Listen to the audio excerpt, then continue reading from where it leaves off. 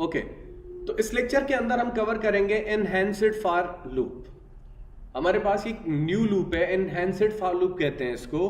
और ये आपके पास एनहैंस्ड फॉर लूप क्यों यूज होता है? To print array elements. Clear? अब एनहैंस्ड फॉर लूप के अंदर हमारे पास क्या फायदा है या ये कौन सी चीज को ओवरकम करता है? तो आप अगर वैसे किसी लूप के through number of elements array के प्रिंट करवाते हो तो ऐसे करवाते हो। और फॉर एग्जांपल अगर सिंगल डायमेंशन एरे है तो हम क्या करते हैं, एक वेरिएबल बनाते हैं और उस एरे की लेंथ तक आपको लूप चलाना होता है। फिर हम क्या देते हैं, एरे का नाम और फिर उस लूप के वेरिएबल का नाम। लेकिन यही काम अगर आप करते हो किससे? एनहैंस्ड फॉर लूप से। किससे करते हो? एनहैंस्ड फॉर लूप से। तो यहां पे अगर फॉर एग्जांपल मैं यहां पे आता हूं और मैं यहां पे लिखता हूं फॉर, उसके बाद आप क्या लिखेंगे, आपको यहां पे एक इंटीजर का वेरिएबल बनाना पड़ेगा। क्या? इंटीजर टाइप का एक वेरिएबल बनाना पड़ेगा। और मैं यहां पे बना देता हूं m कॉलन फिर एरे का नाम। एरे का नाम क्या है? a। सही हो गया? उसको आपको यहां पे आके क्या करना है, system dot out dot println के अंदर सिर्फ क्या लिखना है पता है? m लिख देना है और कुछ नहीं लिखना, एरे पूरा प्रिंट हो जाएगा। ना इंडेक्सेस देने हैं, ना आपको ये बताना है कि कहां तक लूप चलाना है, वो ऑटोमेटिक खुद ही ये सारी चीजें कर लेगा। सही है? कि कहां तक लूप चलाना है वो भी वो ऑटोमेटिक खुद जो है लेंथ मालूम कर लेगा। उसके बाद आपका यहां पे क्या कर लेगा, वो यहां पे हो क्या रहा है, ये जो ए है ना, ए, ये पूरा किसको असाइन कर रहे हैं हम? एम को। कि आपने ए से वैल्यूज लेके, और ये क्या ले रहा है पता है? इंडेक्सेस ले रहा है वो। ए एरे से क्या ले रहा है वो? इंडेक्सेस। क्योंकि यहां पे हमने इंटीजर टाइप का वेरिएबल बनाया ना, ये इंटीजर टाइप के वेरिएबल के अंदर जाहिर है आपके क्या स्टोर होते हैं? इंडेक्सेस स्टोर होते हैं।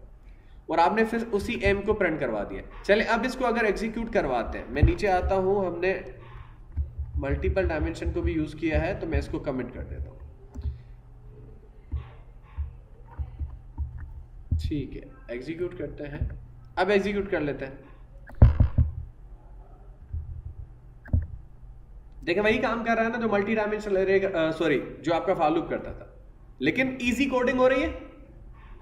देखें जो काम आपका वहां पे इतनी कॉम्प्लेक्सिटी के साथ हो रहा था, यानी कि आप बैठ के फिर लेंथ तक चलाओ लूप, फिर इंक्रीमेंट करवाओ, फिर उसके बाद यहां पे आके बताओ कि कैसे प्रिंट करना है ना।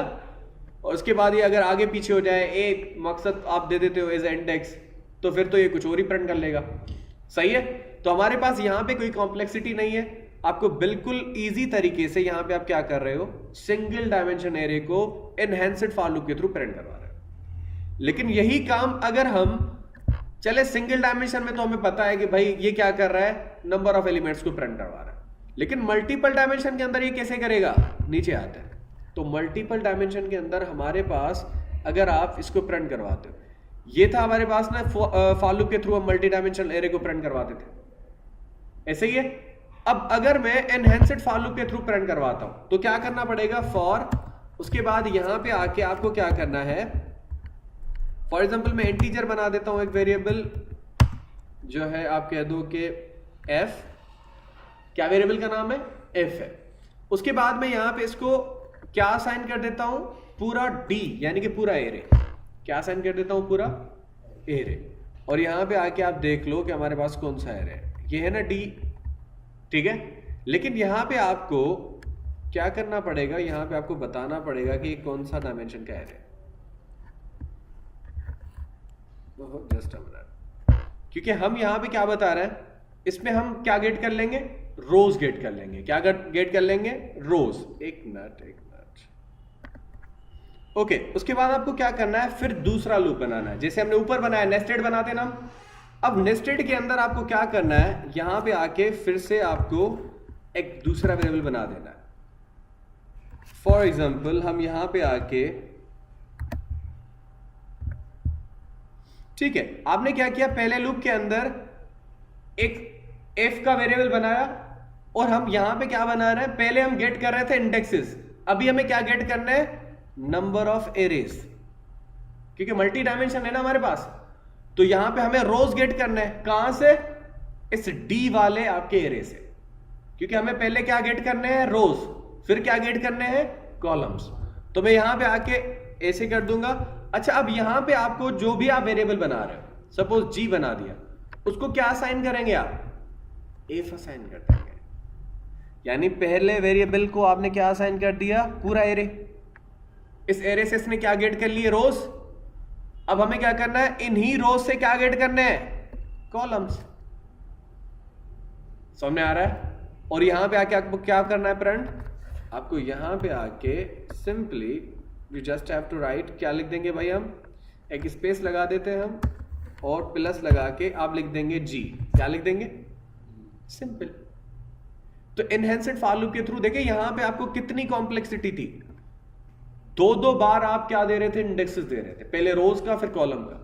उसके बाद लेंथ अगर जेगिड एरे है तो हमारे पास फिर कॉम्प्लेक्सिटी हो रही थी कि हम अगर एक रो के 3 एलिमेंट हैं, दूसरे के 5 हैं, तो ऑटोमेटिक आपको क्या करना पड़ रहा था? एरे की लेंथ देनी पड़ रही थी। अब वो सारी चीजें खुद कर रहा है, सही है। अब अगर आप एग्जीक्यूट करते हो तो आउटपुट आपका वही आएगा। और आपने यहां पे ln लगाया है, न्यू लाइन नहीं करनी हमें, सही है।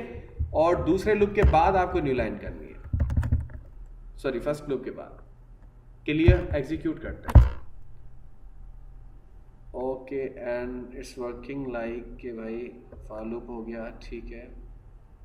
सारे नंबर ऑफ एलिमेंट्स को प्रिंट तो कर रहा है, लेकिन हमारे पास ये वेट कर रहे हैं, क्या किया हमने? ठीक है, अच्छा यहां पे प्रिंट करवा लेते हैं। अच्छा मेन मेथड के बाहर है वो, सबर सबर सबर। अच्छा हमने एक मिस्टेक की है, कौन सी पता है? कौन बताएगा? मिस्टेक वैसे तो हमारे पास वो सिंटैक्स एरर नहीं है, क्योंकि हम एक लूप के मकसद अगर ब्रैकेट नहीं देते तो एक स्टेटमेंट प्रिंट करवा सकते हैं, सही है। जैसे हमने इफ के अंदर पढ़ा था कि अगर लूप की आप ब्रैकेट्स नहीं देते, कर्ली ब्रैकेट्स नहीं देते, तो ये एक स्टेटमेंट इसकी कहलाती है, ठीक है। लेकिन अगर आपको यहाँ पे इसकी ब्रैकेट देनी है तो फिर ही आपके पास क्या होगा? दूसरा लूप नहीं था, मैं मेन मेथड के अंदर सिस्टम डॉट डॉट प्रिंटलन कर रहा था, सही है। मुझे कहां पे करना है? सिस्टम, यानी कि न्यू लाइन कहां पे चाहिए? एक रो पूरा प्रिंट हो जाए उसके बाद चाहिए, यानी कि पहले लूप के बॉडी के अंदर चाहिए। क्लियर? अब एग्जीक्यूट करते हैं तो आपके पास ये स्पेसिफिक वे में प्रिंट हो जाएगा। क्लियर? ये था enhanced for loop in Java. I hope आपको ये क्लियर हो गया होगा, ठीक है।